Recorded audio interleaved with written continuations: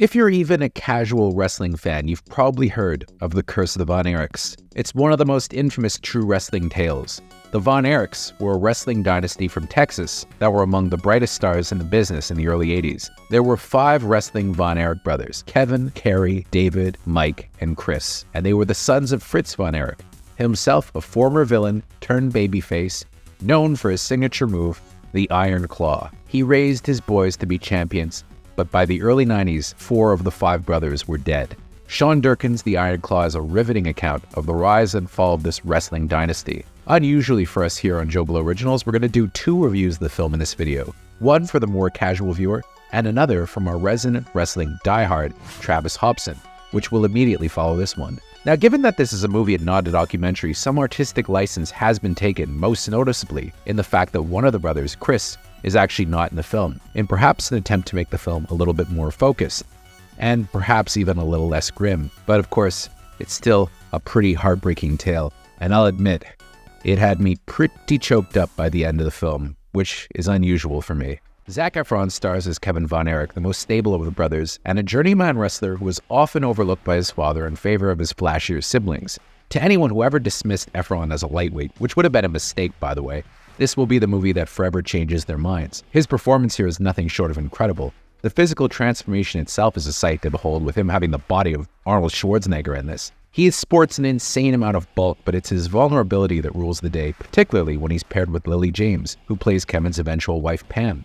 As much as he struggles with his family, Kevin was always lucky in that he found someone who really loved him early in life, and their love story is what gives the film the small sliver of hope that it needs. Efron is absolutely incredible in this film, and if enough people see it, I think it's really going to elevate him. He's no pretty boy. He is an amazing actor. But this is more than just a love story between Kevin and Pam. Probably the area that the film is the most successful in is that it's really good at depicting the love that the Von Erich brothers had for each other. But as they start to die off, you get the sense, each of them, as they die, taking a piece of a surviving brother with them. And that's what makes it such a heartbreaking watch. And this is reflected in the performances, with Harris Dickinson amazing as David Von Erich, the most outgoing, flashy of the brothers, whose career in the ring makes him a potential superstar and the golden boy of the family all the others have to live up to. But as he's taken away, the movie suddenly has a shadow cast over it, and it becomes grimmer because they've lost the light and the hope that they had in their family. Jeremy Allen White is similarly outstanding as Kerry, a latecomer to wrestling whose drive eclipses everyone's, but he's also the one with the most demons and who feels the loss of his brothers the deepest. And then there's Stanley Simmons as Mike, the youngest of the family, who all the boys delight in, with you getting the vibe that each of them would die for him if need be. The bond between the brothers is what makes this such an amazing film. While it would have been easy to make Holt McCallany's Fritz the villain of the story, the Iron Claw doesn't take as easy a route. While driven, you also get a sense that he does love his family and believes that he's a good father, even if, at the end of the day, maybe he isn't. He never raises a hand to them, but he emotionally manipulates them all in a way that sets everyone up for disaster. Him, his on-screen wife Doris, played by Maura Tierney, in a role that's very far removed from news radio, emerge as truly tragic characters. But, and this is an important distinction, they are not presented as villains. The film is tied together by a strong sense of pacing, with director Sean Durkin making this in a much more straightforwardly entertaining and accessible way than some of his earlier work, such as Martha Marcy May Marlene and The Nest, while Richard Reed Parry of Arcade Fire delivers a strong rock-oriented score. Now, it'll be interesting to see how the Iron Claw fares at the box office over the holidays, with A24 actually giving this a wide release. It's so entertaining that I fantasize about this human-driven story making a mint at the box office, which would be great for the industry because we truly do need more movies like this.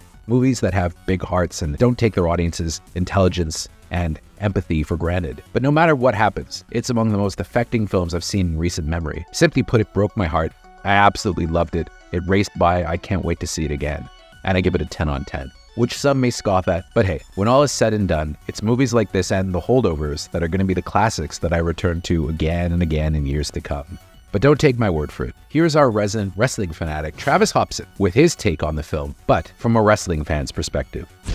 The Iron Claw is a film that a lot of people in the movie and professional wrestling communities had been looking forward to, especially after the episode of Dark Side of the Ring on the Von Erich curse. Fascination with the subject has soared like a Kevin Von Erich flying crossbody splash. For me, having loved professional wrestling since I was a child, and having seen a lot of the Von Erich tragedy play out, I wondered how in the world Sean Durkin could turn this into a story that audiences could enjoy. I'm not sure he accomplished that last bit.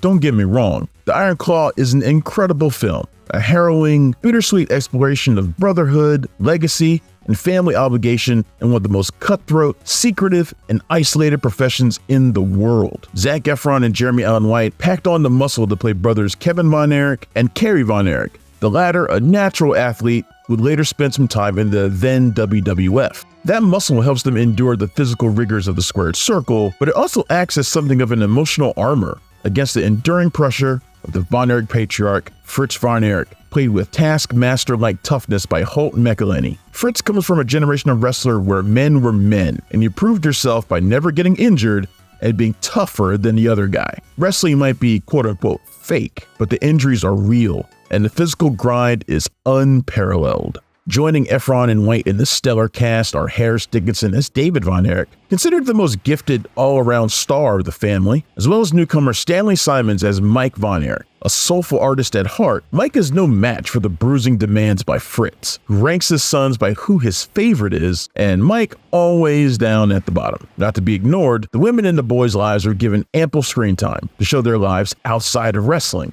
I really enjoyed Lily James as Pam Atkinson, Kevin's confident, assertive future wife. Maura Tierney has been deserving of a big role for a while, and it's good to see her get one as Fritz's wife and the boy's mother, Doris, an old-school Texas matriarch who watches closely and only steps in when needed. The only misstep in casting is hiring anyone to try and play the nature boy Ric Flair during one of his craziest, most erratic promos and periods of his career. I'm sorry, but nobody could ever hope to match Slick Rick, and the whole scene is just really awkward. Durkin should have paid whatever was necessary to get the archival footage, then hire someone to play Flair in the ring.